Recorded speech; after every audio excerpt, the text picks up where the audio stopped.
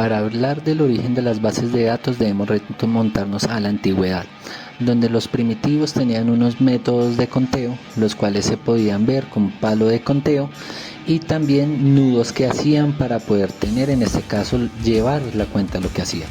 La falla de este sistema es que era muy manual, motivo por el cual tenían que tener varios nombres o varios números o cantidades muy grandes, se podía perder. Posterior a los nudos y los palos de conteo se creó el abaco, un sistema muy efectivo creado en China, el cual nos servía para llevar un conteo también, pero lo mismo, era un sistema muy manual que no podía permitir grandes unidades. Década de los 50. En esta década se encuentra la invención de las cintas magnéticas y también se encuentran las tarjetas perforadas, las cuales se empleaban para suplir la necesidad de información de las nuevas industrias. Uno de los usos que más se le dio era para la información en nóminas, aumentos de salarios, disminuciones y demás. Este sistema consistía en leer una cinta o más de una y pasar sus datos. El problema es que solo se podía leer de forma secuencial y ordenada. Primera generación de las bases de datos se dio en la década del 1960. Esta época coincidió con la masiva adquisición de ordenadores por parte de las compañías privadas, debido a que bajaron sus precios y el soporte que podía con respecto a la consulta de información. Durante esta época también, en 1960, se crea la estructura de datos como listas y árboles para trabajar con la información. La organización Database Task Group, Conference on Data Systems Language, fueron de las primeras compañías que empezaron a dar origen a los trabajos en la nube y en la red. Segunda generación de bases de datos se dio en la década del 1970, donde surgió el poderío de IBM como uno de los administradores más grandes y empresa para todo el concepto empresarial. Y también se dio a conocer Edgar Frank Cote, el mejor conocido como el padre de las bases de datos. Tercera generación de base de datos. Esta se dio entre las décadas de 1980 y 1990. El lenguaje de la base de datos se utilizó para el proyecto System R, denominado SQL 3.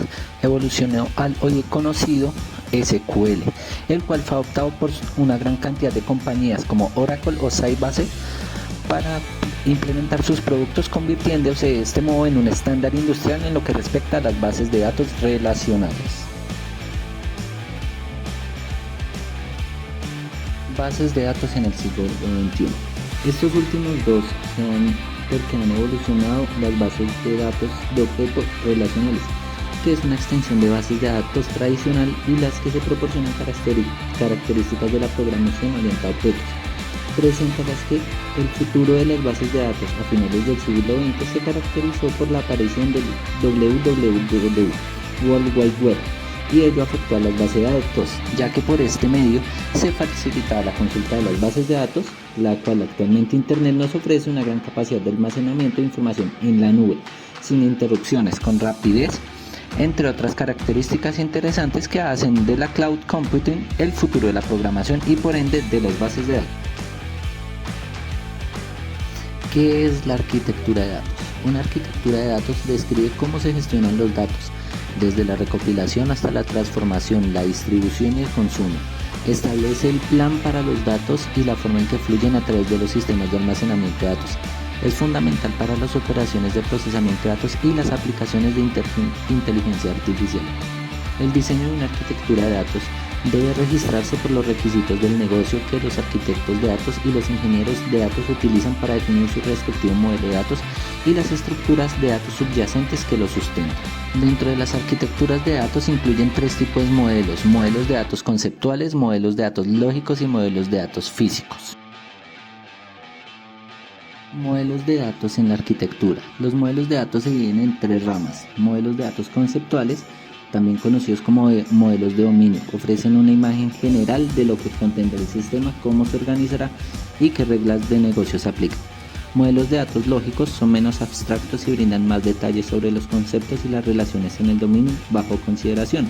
Y los modelos de datos físicos son menos abstractos y brindan más detalles sobre conceptos y relación en el dominio bajo consideración.